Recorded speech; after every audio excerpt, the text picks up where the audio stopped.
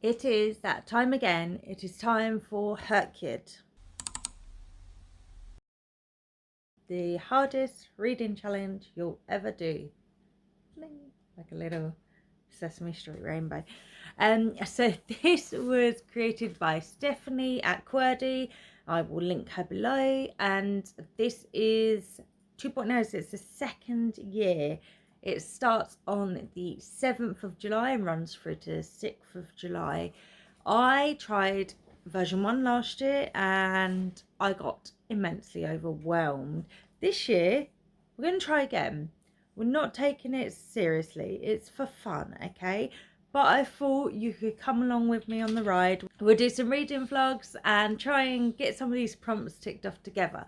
So, vlog 1 is going to be books featuring different disability representation, as July is Disability Awareness Month. On my TBR, I've got 4 books on my TBR. Now, one of them won't actually count for HRCYED because it's a reread, but I do want to reread it, so I'm going to reread it anyway. So I have The Bone Houses. I haven't written down the authors, so I'm just going to put up pictures here.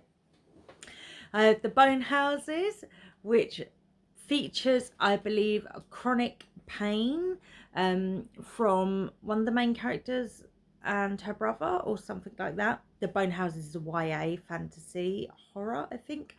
I've got Gallant, which is the reread, and this features this is a YA fantasy horror again, and it features a main character that is mute.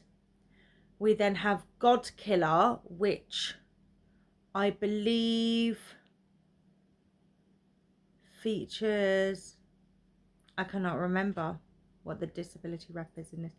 I know one of the secondary characters is an amputee, I believe, and this is a fantasy trilogy. And then 16 Souls, which I believe is a YA and also features a amputee.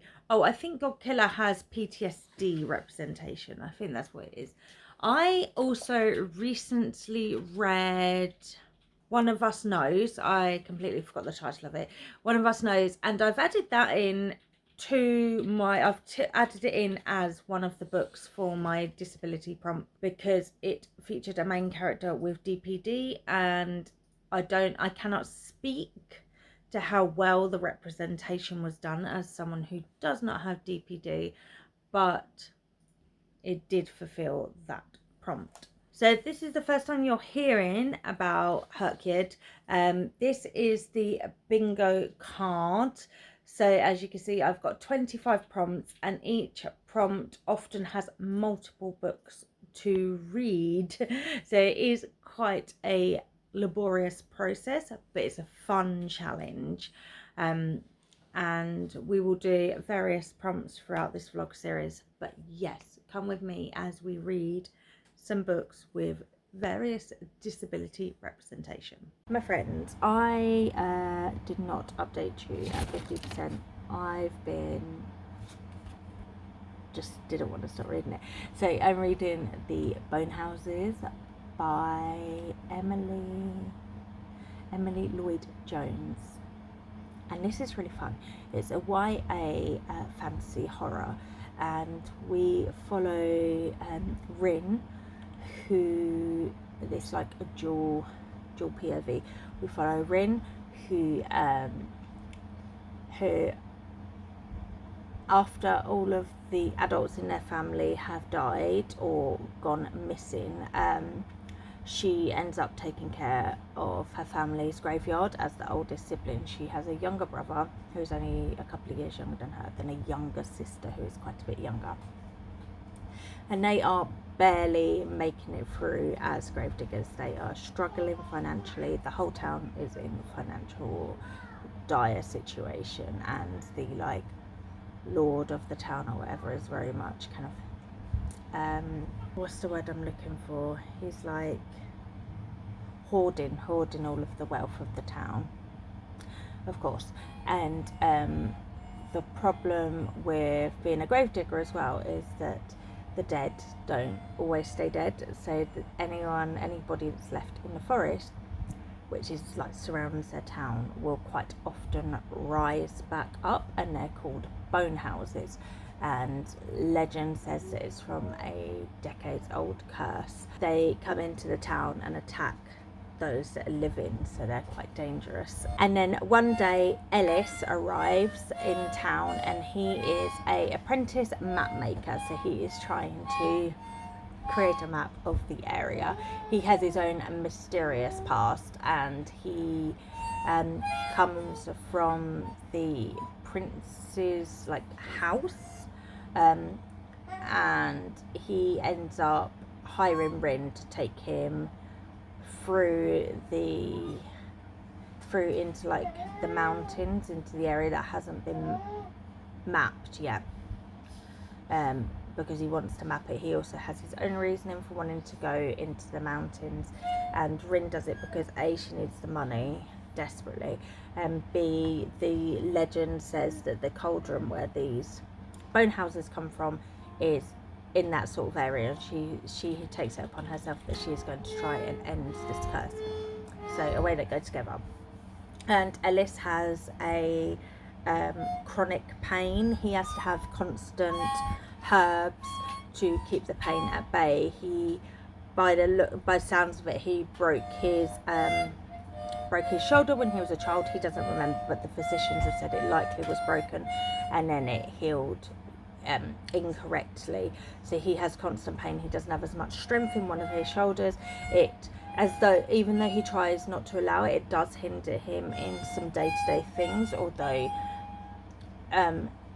that's why he's chosen to become a map maker, because he was aware that it wouldn't serve him well if he went to become a soldier or anything along those lines.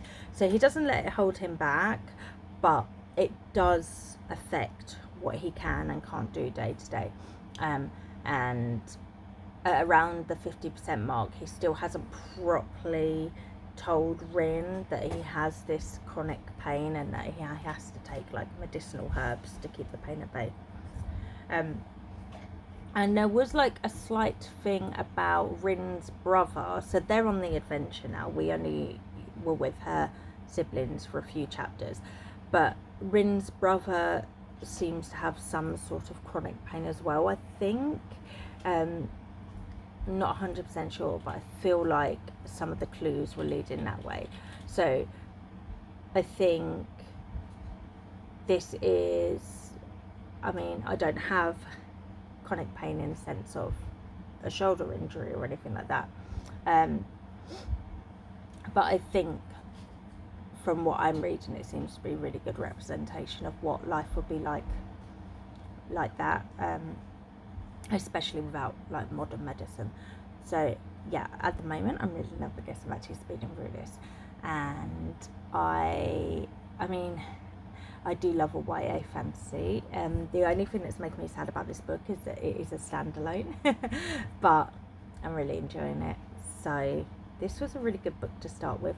The next one I will possibly pick up. So the other books I picked out is 16 Souls, Gallant, and God Killer. So those three I have physical copies of. Gallant is a reread, so it won't be one that I can use for my HRCYED bingo, but I really wanted to reread it because I read it when it first came out, and as I said, I do love a YA book, and I've been wanting to reread it, so this was the perfect time. 16 Souls and God Killer. I'll probably go for God Killer next because I have it available as an audio, and I have a lot of physical books to read for July Noir, which is running at the same time that I'm filming this, so I think that'd be the best way around it. But I will be back with you when I finish the Bone Houses, which again I'm loving so far. I would really recommend this. This is such a exciting adventure that they're on, and I'm looking forward to finding out what's causing these bone houses to happen, and to know that it is a standalone, so we will get all the answers in this book is quite exciting as well. So I will be back with you soon. Talk about God Killer. So I finished this. I I tandem read it as a physical and an audio. I have this really pretty Illuma Crate edition, actually. I can't remember if I showed you it in another clip, but beautiful. I have this lovely letter from the author, and this, and we have the 3 main characters there. Yeah, so I really liked this. I gave it a 4.5 in the end.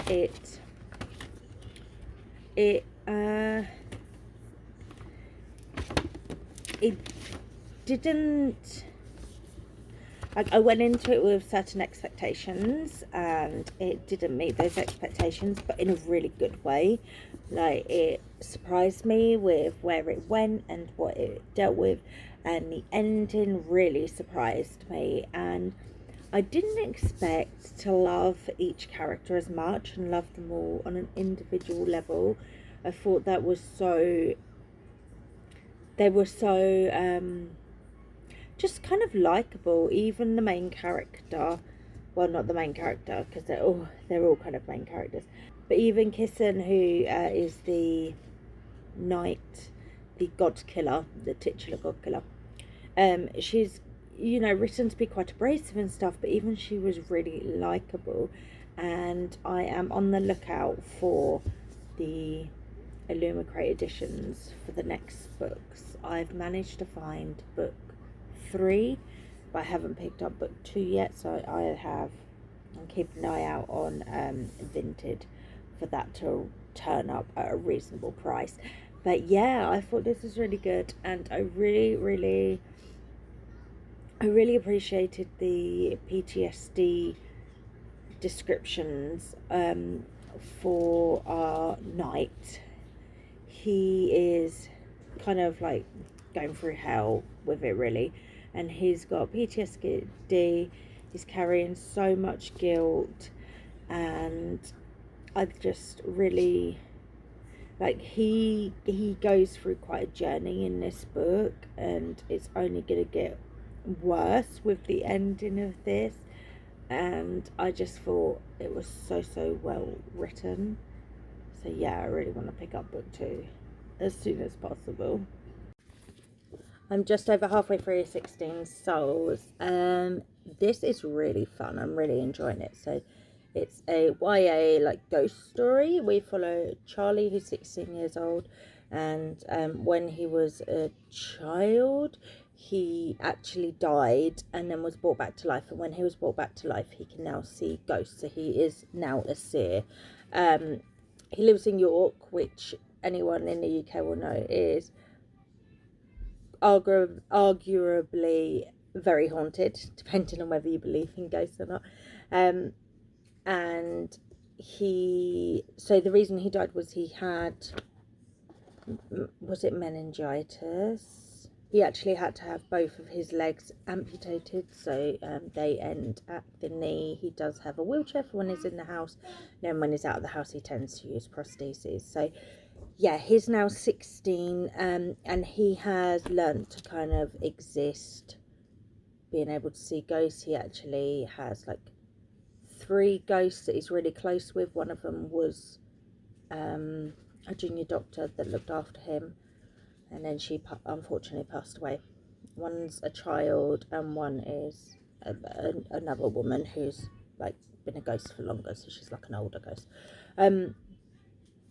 And he has learned to hide that he can see ghosts from other ghosts, otherwise they can want you to like pass on messages, do things for them. They can get angry or violent. And then there's hungry ghosts, which I think try and like get your soul or something, but so he just blanket avoids ghosts. And there has been something with him and the ghost elders. At one point there's like 7 of these really old ghosts who are kind of in charge of all the ghosts in York. They kind of remind me of what are they called, the group in Twilight. They remind me of that. But yeah, and he has lost all of his friends because there's this thing called the death loop. So some ghosts don't realise they're dead, and they're like stuck in this death loop, reliving their death over and over and over. And he avoids those ghosts because if he gets caught in the death loop, he can actually die. And there was a school trip, I think, to France, Normandy maybe, and he got caught in a death loop. Obviously none of his schoolmates understand what was happening because no one else can see ghosts, so it just looked to them as though he had hurt himself, like injured himself. So he just gets royally bullied basically, or ignored, and he lost his two best friends at that point. He's also gay, which I guess he's quite closeted about it, or rather he just hasn't come out to anyone. So he's dealing with a lot, and he's 16 years old, and he's got exams. He's dealing with a lot. And then he bumps into Sam Harrow, who is another seer who has recently moved into town, and Sam doesn't have like ghost companions like Charlie does, so he doesn't understand the intricacies of how violent some ghosts can be, or like the elders, etc. He's just been going around town willy-nilly talking to all the ghosts with no kind of care for his safety, because he doesn't know that he has to be safe. And he tells Charlie that ghosts are going missing, and Charlie slowly comes to realise that ghosts are going missing, and that unfortunately Charlie is in a position to help these ghosts. So him and Sam kind of have to team up. Charlie starts to develop feelings for Sam as well. Sam is a trans guy, and Sam is very wealthy, and Charlie is from a family that's financially struggling a lot, obviously with Charlie's medical issues, not medical issues, medical like requirements. Obviously they're set in the UK, so there's not really the medical expenses that we find in like American based books, but there's still an expensive life. And Charlie's aunt, who is his mum's sister, is going through chemotherapy, so they help her financially because she can't really work, and they often have her 3 children over. So yeah, their lifestyles are entirely different, and so it's interesting to see them trying to forge a friendship when they're coming from such different places. And I guess they're trying to, or I guess they will start to learn to see the world from each other's point of view. This is the start of a series, but yeah, I'm so excited to finally read this. And this one is actually signed by the author. I met her a few years ago. She did a little ghosty on it.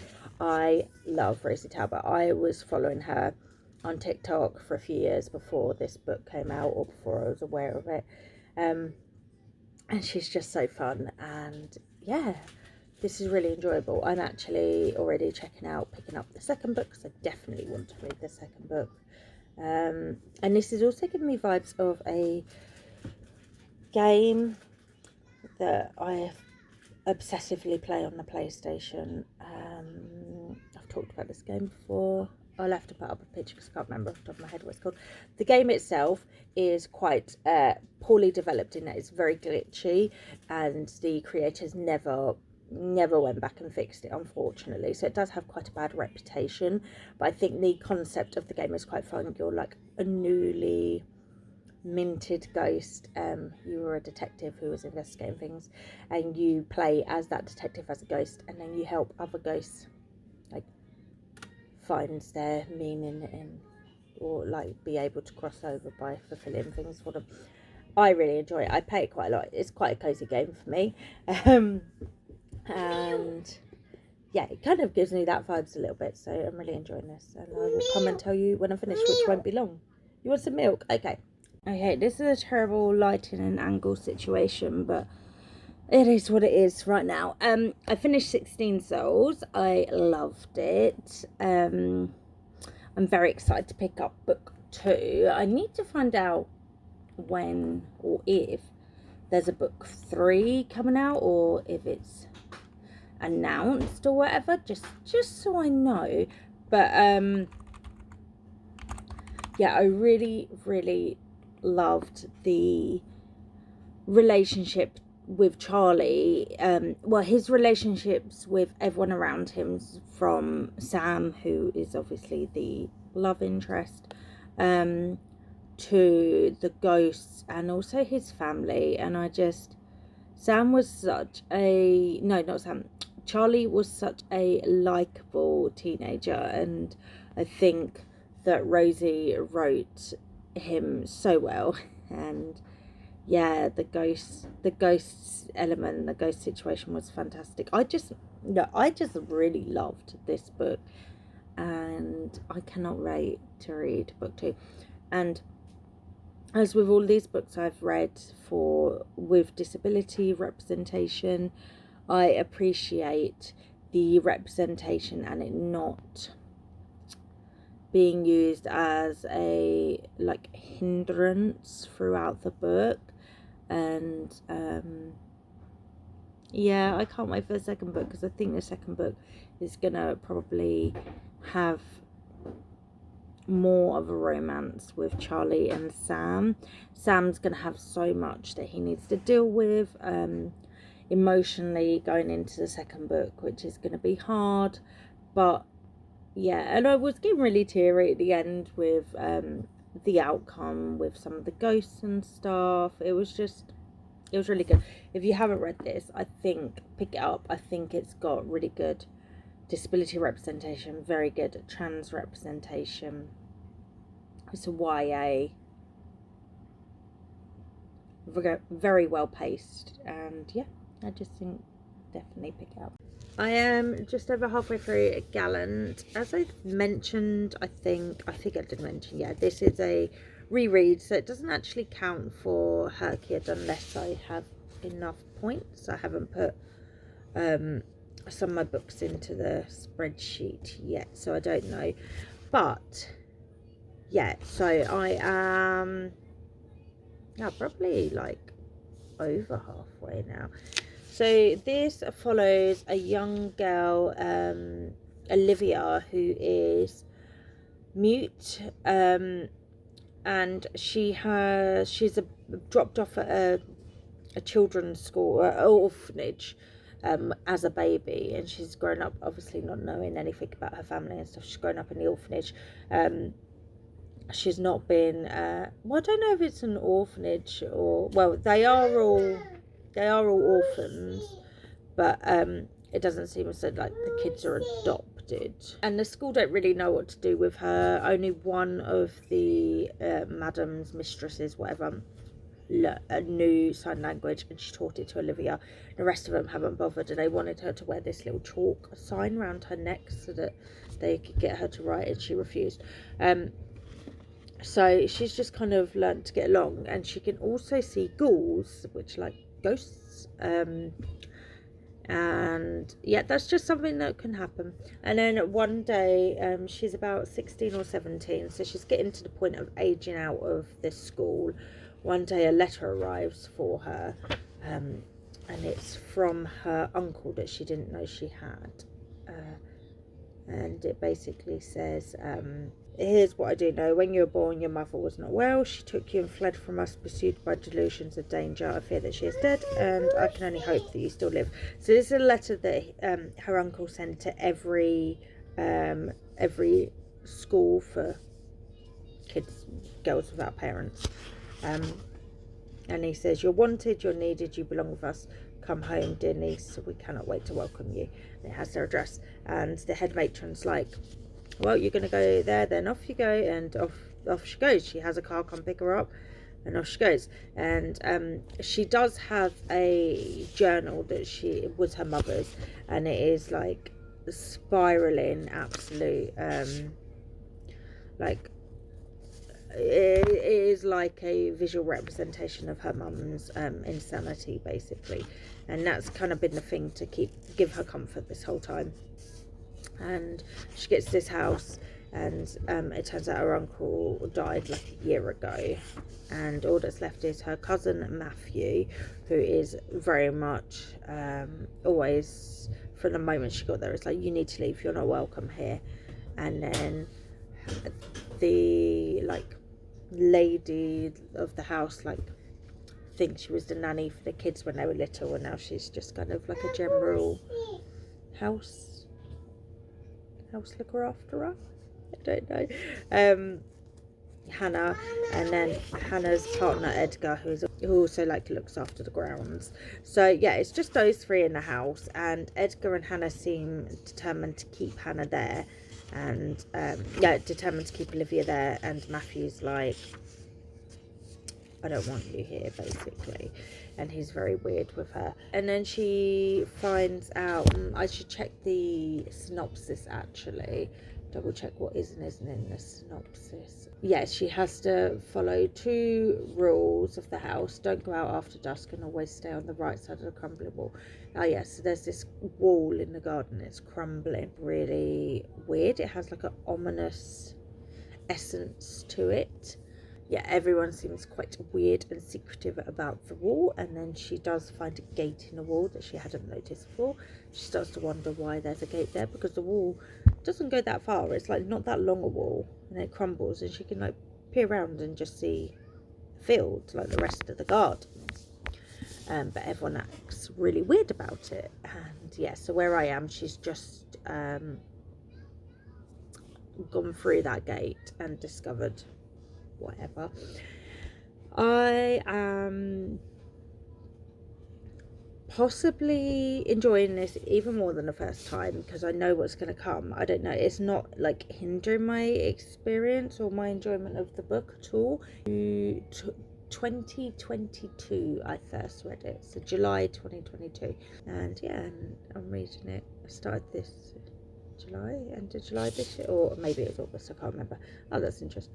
But yeah, I think like knowing what's going to happen has not hindered my enjoyment, and yeah, I'm just really enjoying it. It's just as good as I remembered so far. I really wanted to reread this to see if this was a book I wanted to keep or not, and so far I would say probably yes,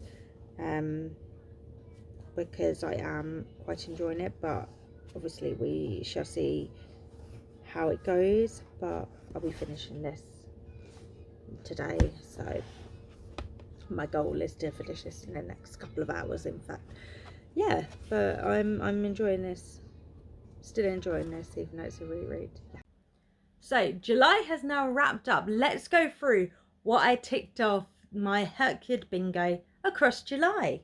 So this is my bingo board, and we're starting on 0 for everything, obviously. And a big thank you to, oh, I should stay over here, shouldn't I? Big thank you to Sarah Freshly, because she did some like individual Canva elements for the different squares. So I've grabbed them and I've used them as templates for ones I have that she doesn't, etc. So yeah, big thank you there. I'll like link her below.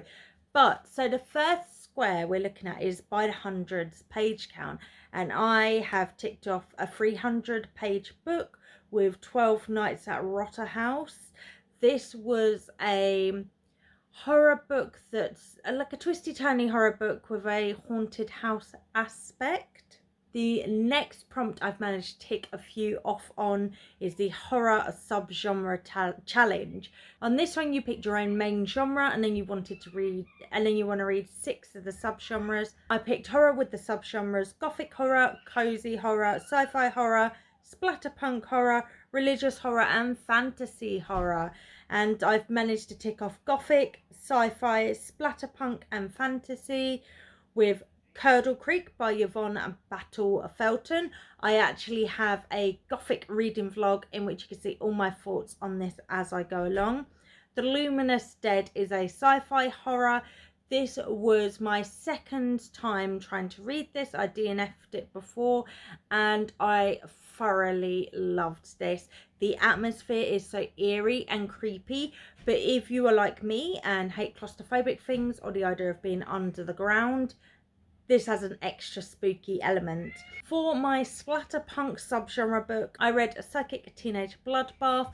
This is one that you can see my thoughts as we go along in my Summerween vlog. I can't remember if it's in vlog 1 or 2. Just go watch them both. And then finally, my fantasy horror. I have managed to slot Gallant in this. Now, you will have seen that I mentioned Gallant at the beginning of this vlog, saying it wouldn't count as it was a reread. However, with all of my other reads this month, I managed to get 50 points. So I was able to slot Gallant into my bingo board by buying a reread with my 50 points. So that's fantastic, because it also means that I have managed to complete my disability rep square as well, which is a very exciting place to be after the first month. For my staircase, for my series staircase, I have put Devils Kill Devils in as a standalone book. Again, if you want to see my thoughts as I read this, this was in my Gothic reading vlog, so go check out my thoughts as I go along there. I then have managed to complete 2 books in my The Last 10 Years prompt.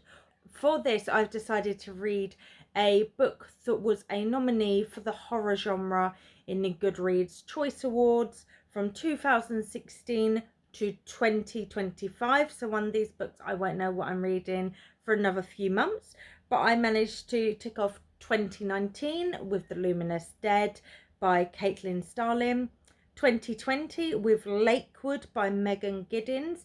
This book is a psychological horror. We follow a young black woman who is roped into taking part in medical research because she financially needs the money, and it is just a great exploration, or not great, but so you know, it's an exploration of how black bodies are often used and misused for medical research and across the medical field, and there is actually a history of that as well, and this very much presses upon that.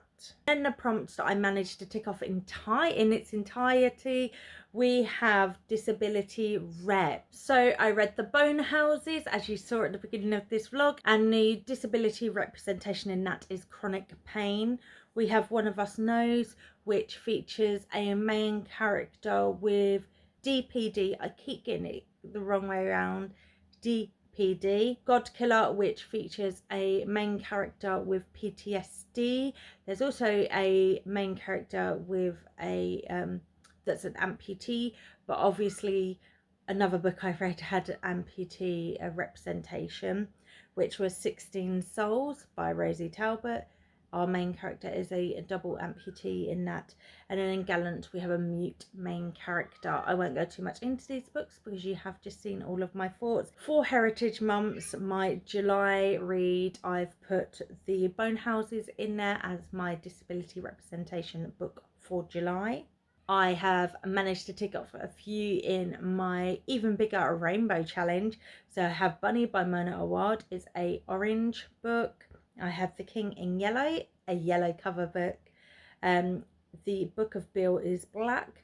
12 Nights at Rotterhouse is a white cover, although they have updated the audiobook to a different cover, but when I listened to it, it was this one. 16 Souls has also fulfilled a spooky creature prompt for me with the spirit, because obviously it is about a seer who can see ghosts. We have the Readathon Challenge, which is to read books that that tick off prompts from another reading challenge. I decided to use the July Noir prompts for the reading challenge I took part in July, so I actually did it at the same time. So for that, I read of the night vibe / a horror book. I read Immortal Dark by Tigris Germa. This is the first in a trilogy, and it's very much like a horror dark academia with black vampires, and it is just, it was 5 stars for me. It was so good. For A Deal Is Made, I read I Feed Her to the Beast and the Beast Is Me by Jameson Shea, and this is the first again in a series. I don't know if it's going to be a trilogy. There's 2 out at the moment, so possibly it's just a duology. But this follows a young black woman who is a ballet dancer, and she's determined to be the best, and she wants to prove that black girls, and particularly those that come from a background that's more aligned with like a poverty, as opposed to the other ballet dancers that she goes to the academy with, they're all from very wealthy families. She wants to prove that they not only can do it, but they deserve a place on stage. And in order to do that, she does make a deal with a basically like the devil kind of thing. And oh, it was just so crazy. It just, yeah, it was crazy. And then for A Murder with Multiple POVs, I read One of Us Knows, because we obviously follow multiple personalities as they experience what happens throughout the storyline. For A Book with Body Parts, I read Lakewood, which is obviously based around medical research. Ancestral Knowledge was ticked off with Curdle Creek by Yvonne Battle Felton. And then for Free Space, I read Midnight Rooms by Donna Coles. And again, you can see my thoughts on this in the Gothic reading vlog. Surprisingly, when I sat down to put my books in, sorry if you can see a reflection, it's my tablet. When I sat down to put my books in, I'd actually ticked a lot off for animals. So firstly, for house pets, I ticked it off with Bunny by Mona Awad. This follows a woman who is in a creative writing program at a prestigious school, and her cohorts are in a clique and they call each other Bunny, and they're all so cute and they wear pink and they're all la la la and eat cupcakes, and she's very much kind of like the odd one out. And throughout this book, she gets invited to a party with the bunnies, and then it all goes from there, and the world as she knows it just goes crazy. This is actually the start of a series as well. There's a second book coming out this year. A lot of people say that it's not needed, like people that have been fans of the book for quite a while.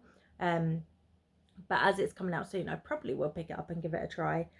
God Killer ticked off Wild Animals for me, because obviously there's a stag on the cover.